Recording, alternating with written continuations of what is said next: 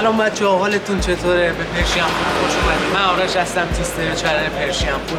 بچه‌ها امروز اومدیم پیش یکی از معروف‌ترین آشپزهای ترکیه به اسم آقای مهمت شیردانچی. اینم عکسشه. بچه‌ها تشریف بیارید داخل، با هم بریم داخل ببینیم غذای فوق‌العاده خفن و نابی داره. تشریف بیارید.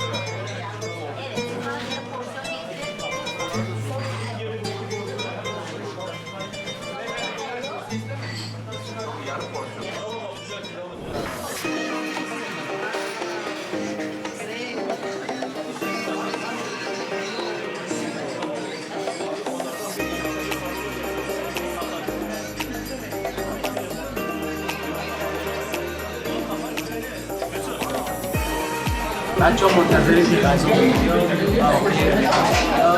کنار ما بشینه و با هم صحبتی بکنیم.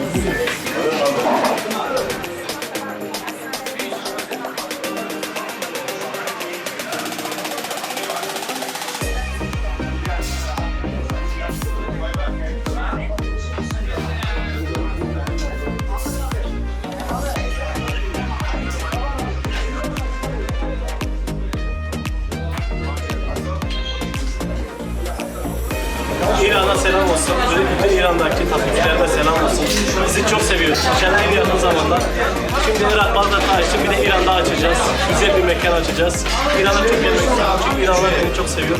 Ve de gerçekten sizi çok seviyorum. Yürekten sizi seviyorum. Çok teşekkür ederim ama İstanbul'da gelirseniz mutlaka Şirdانچی ve oraya.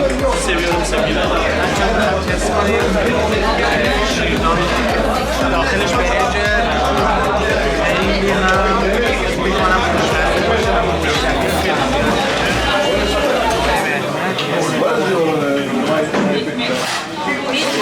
و عالیه مرکز واقعا خوشمزه روزان تشریف بیاری و خود آقای مهمت توی یوتیوب و اینستاگرام هم فعالیت میکنه و خیلی آدم مشهوری هستش.